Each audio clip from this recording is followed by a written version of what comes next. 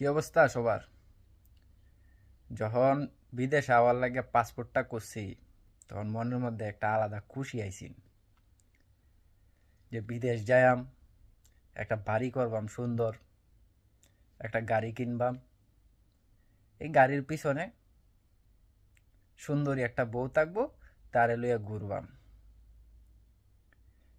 বাস যেই স্বপ্ন সেই কাজ। বিদেশে আইলাম, আবার পরে সবচাইতে বড় স্বপ্ন হয়েছে কি জানেন নি? এখন এই যে মাথার যে চুল্লি দেখতেছেন না, এই চুল্লিরে টিহায় রাহায় অন্য বড় স্বপ্ন হয়ে গেছে। বিদেশ আবার পরে 2 বছরে যেই পরিমাণ চুল পড়ছে, আমার এই 21 বছর জীবনে এত পরিমাণ চুল পড়ে নাই। এখন এই চুল পড়া চিন্তায় চুল আরো ফইরা যাইতাছে, ফইরা একদম নাশ হয়ে গেছে। এখন বড় স্বপ্ন হইলো আমার একটাই, এই চুলটিরে যে কয়টা চুল আছে, এই কয়টা চুলরে লইয়া দেশ যায়া একটা বিয়া করা। বাড়ি গাড়ি স্বপ্ন বাদ দিয়ে দিছি, এখন চুলটিরে লইয়া যাইতে পারলে হইছে দেশে কোনোভাবে। ঠিক আছে?